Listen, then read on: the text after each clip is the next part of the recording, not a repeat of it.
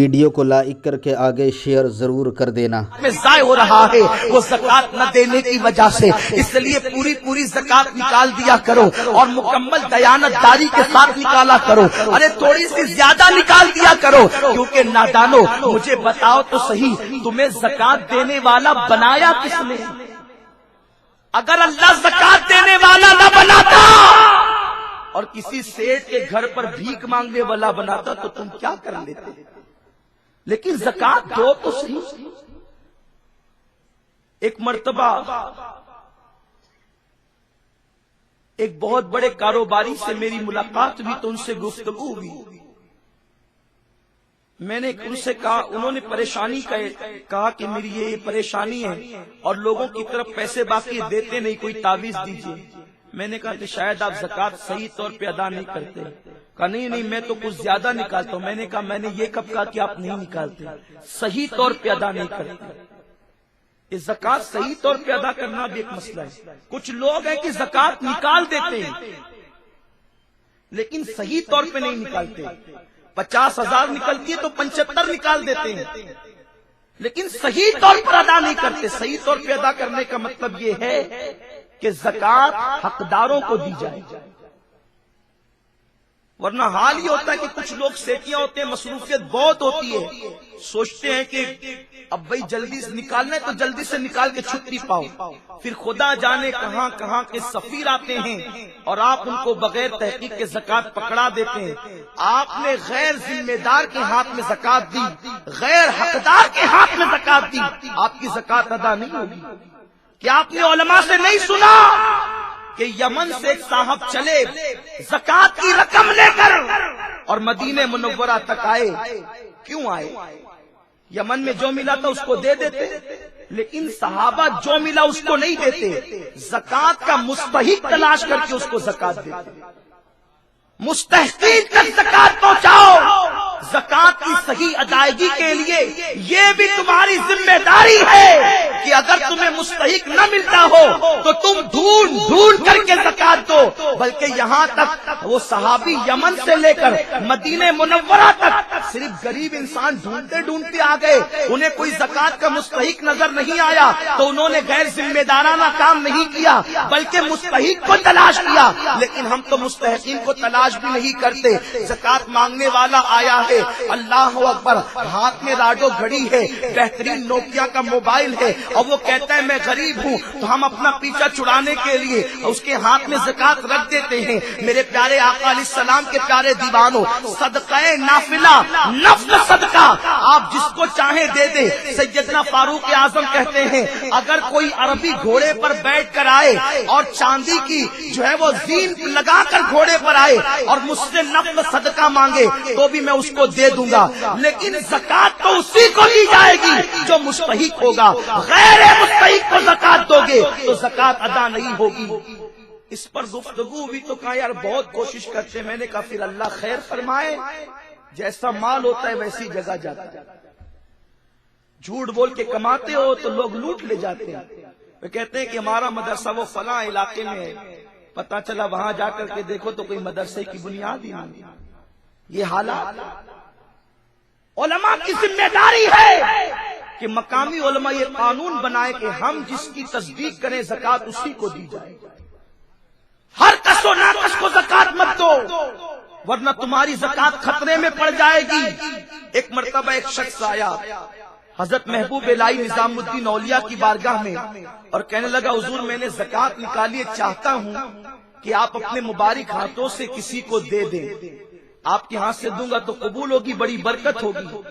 محبوب الہی نے زکات ہاتھ میں نہیں لی، فرمایا خانقاہ کے باہر جاؤ، جو بندہ سب سے پہلے نظر آئے اس کو دے دو۔ اور دیکھا تو ایک محبوب الہی کے بڑے سیدھے سادے صوفی صفت مرید تھے اور واقعی وہ غریب بھی تھے، ان کے ہاتھ میں دے دیا، بڑی خوشی آئی کہ میری زکات صحیح جگہ گئی۔ پھر دوسرے مرید نے دیکھا، اس نے کہا حضور میری بھی زکات لے لیجئے اور آپ کسی اچھے بندے کو دے دیجئے۔ آپ نے فرمایا تو بھی باہر جا، جو پہلا نظر آیا اس کو دے دینا۔ تو دیکھا کہ ایک بندہ تھا جو شراب کے نشے میں ڈولتا ہوا آ رہا تھا، لیکن پیر کا حکم تھا دے تو دیا لیکن دل میں ایک کلک تھا کہ میرے پیسے سے یہ شراب پیے گا، عیاشیاں کرے گا، خدا جانے کیا کیا کرے گا۔ آیا ہاتھ جوڑ کے کہتا حضور اس کی زکات اتنے اچھے بندے تک پہنچی اور میری زکات عیاش تک پہنچی، آخر وجہ کیا ہے؟ محبوب الہی نے فرمایا قصور میرا نہیں قصور تیرا ہے، جیسا کمایا تھا ویسے کے پاس پہنچ گیا۔ اگر اچھے سے کماؤ گے اچھی جگہ تمہارا مال لگے گا، اور اگر جھوٹ بول کر، فریب دے کر، اللہ اکبر دھوکہ دے کر کماؤ گے تو پھر تمہارا مال اچھی جگہ نہیں لگ سکتا۔ لوگ سوچتے ہیں کہ میرا مال جو ہے وہ میں دین کے کام میں نہ دوں، وہاں دوں جہاں پر میرے نام کا بورڈ لگے، اخبارات میں بڑے بڑے اشتہارات چھپے، اور غریب سنیوں کے پیسے جو ہے وہ دین کے کام میں لگتے ہیں۔ لوگ سوچتے ہیں کہ اللہ اکبر میرا کام دین کے کام میں، میرے پیسے دین کے کام میں لگ رہے ہیں، فلاں کے گناہ کے کام میں لگ رہے ہیں۔ سنو، اللہ جن بندوں کو چن لیتا ہے اور جن کے مال کو پسند کر لیتا ہے انہی کا مال اللہ کی راہ میں لگتا ہے، ورنہ لوگوں کے مال کو عیاشیوں کی راہ میں، گناہوں کی راہ میں لگتے ہیں۔ پیارے آقا علیہ السلام کے پیارے دیوانوں، اس پر بہت تفصیلی گفتگو ہو سکتی ہے، لیکن میں اس کو یہی چھوڑ کر بہت زیادہ کہوں تو کہیں آپ کے دل میں شک پیدا نہ ہو جائے کہ میں اپنی گفتگو کے اختتام میں کہیں چندہ تو نہیں کرنے والا ہوں، جس کی وجہ سے میں تمہید باندھ رہا ہوں، لیکن میں چندہ کرنے کے لیے نہیں آیا ہوں، میں آپ کی صلاح کے لیے آیا ہوں۔ میرے پیارے آقا صلی اللہ علیہ وسلم کے پیارے دیوانوں، اس کے بعد میرے آقا مصطفیٰ کریم رؤوف الرحیم صلی اللہ علیہ وسلم نے ارشاد فرمایا کچھ لڑکے ہوں گے، کچھ لوگ ہوں گے جو دین کے نام پہ نکلیں گے اور وہ اپنے بزرگوں کو برا کہیں گے، اگلوں پہ لعنت و ملامت کریں گے۔ یہ بھی قیامت کی نشانیوں میں سے ایک نشانی، لوگ اپنے بزرگوں پہ ملامت کریں گے، یہ قیامت کی نشانی۔ آج آپ دیکھیں عرس کا معاملہ آئے تو لوگ کہتے ہیں یہ عرس کرنا تو حرام ہے، ناجائز ہے، بدعت ہے۔ میلاد مصطفیٰ کی بات آئے کہ اس کا کیا تعلق ہے شریعت سے؟ امام حسین کی نیاز کی بات آئے کہ یہ تو جاہلوں کا طریقہ ہے، اور جب ان سے کہا جائے کہ ہمارے اسلاف کرتے تھے تو کہتے تھے ان کے پاس علم نہیں تھا، وہ جاہل تھے، نادان۔ جتنا علم اس زمانے والوں کے پاس تھا آج وہ علم کا تجھے حصہ نہیں پہنچ سکتا۔ اپنے بزرگوں پہ ملامت کرنا یہ قیامت کی نشانیوں میں سے ہے۔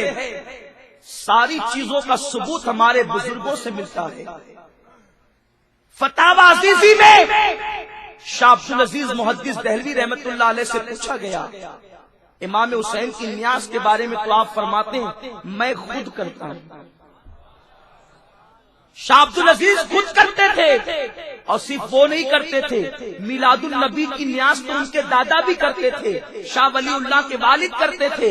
آپ غور فرمائیں، اسی طرح لوگ کہتے ہیں کہ مزارات پر چادر چڑھانے کا ثبوت کیا ہے؟ آخر کس صحابی نے مزار پہ چادر چڑھایا؟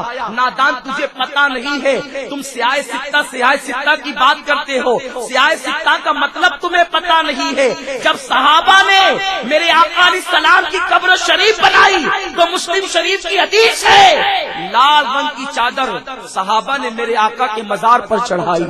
سب سے پہلی چادر تو رسول اللہ کے مزار پہ چڑھی ہے، آقا کریم کے مزار پہ چڑھی ہے، اور مزارات پہ چادر چڑھانے کو تمہیں شرک لگتا ہے؟ کیا صحابہ مشرک تھے؟ معاذ اللہ، صحابہ سے زیادہ توحید کس کے پاس ہو سکتی ہے؟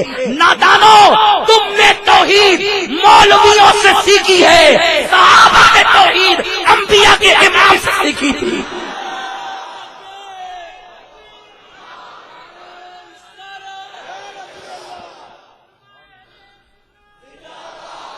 یہ 14ویں صدی کے بگڑے ملا کی توحید یہ شیطانی توحید ہے۔ شیطانی توحید یہ ہے اللہ میں تجھے مانوں گا، کسی کو نہیں مانوں گا، یہی تو شیطان نے کہا تھا۔ اور جبریل کی توحید یہ ہے اللہ تجھے بھی مانوں گا اور جو تیرے محبوب ہوں گے ان کو بھی مانوں گا۔ اسی لیے فرشتوں کا سردار تھا شیطان بنا دیا گیا، فرشتوں کا استاد تھا شیطان بنا دیا گیا، اور جبریل کو اللہ نے اس توحید کے صدقے میں فرشتوں کا سردار بنا دیا۔ تو جبریلی توحید پر چلو، نعرہ رسالت، جبریلی توحید پر چلو، ابلیسی توحید پر مت چلو۔ ابلیسی توحید یہ صرف اللہ ہی اللہ، اور جبریل کی توحید یہ ہے اللہ نے جس کو محبوب بنا لیا وہاں بھی گردن خم کر دیں گے، وہاں بھی سر جھکا دیں گے۔ تو یہ قیامت کی نشانی ہے کہ اپنے بزرگوں پہ ملامت کی جائے گی، بزرگوں کو برا کہا جائے گا۔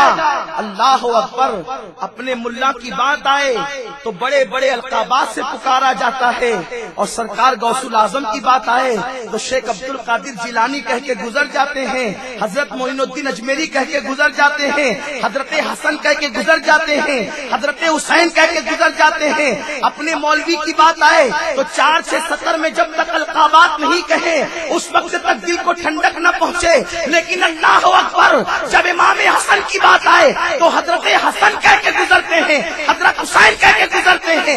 نادان، جو تیرا مولوی کہلانے کے قابل ہوا ہے وہ امام حسین کی جوتیوں کا صدقہ ہے، اگر وہ قربانی نہ دیتے تو خدا جانے دین کیا ہوتا۔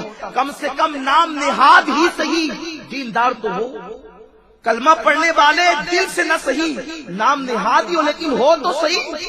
نجدیوں، اور تم پر میرے آقا کی عنایت نہ صحیح، نجدیوں کلمہ پڑھانے کا بھی احساس کرا۔ تو یہ بزرگوں پہ جو ملامت ہوگی یہ قیامت کی نشانیوں میں سے نشانی۔ اس کے بعد میرے آقا علیہ الصلوۃ و تسلیم فرماتے ہیں ایک فرقہ نکلے گا جو ایسی نمازیں پڑھیں گے قریب قیامت کہ تم ان کی نمازوں کو دیکھ کر اپنی نمازوں کو حقیر سمجھو گے، اور وہ ضرورت سے زیادہ اونچا پاجامہ پہنیں گے۔ یہ حدیث پاک ہے، میرے آقا نے آئینہ دکھایا ہے۔ لوگ ہم سے کہتے ہیں یار یہ سنی علماء جو ہے وہ ٹکنے کے نیچے پیجامہ پہنتے ہیں اور ٹکنے کے اوپر پہننا چاہیے۔ میں کہتا ہوں کہ ٹکنے کے اوپر بالکل پہننا چاہیے، یہ سنت ہے، لیکن پنڈلی تو دکھا کر بے شرمی نہیں کرنا چاہیے، کیونکہ میرے آقا نے کبھی اپنی پنڈلی نہیں دکھائی، بلکہ حدیث پاک ہے پنڈلی تو اپنی جگہ ہے، حضور کے تلووں کو بھی ہر صحابی نے نہیں دیکھا۔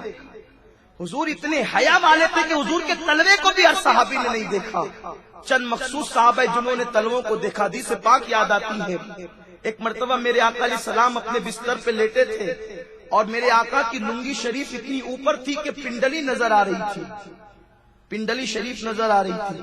صدیق اکبر اجازت لے کے بیٹھ گئے، حضور ویسے ہی لیتے رہے۔ فاروق اعظم اجازت لے کر بیٹھ گئے، آقا ویسے ہی بیٹھ لیتے رہے۔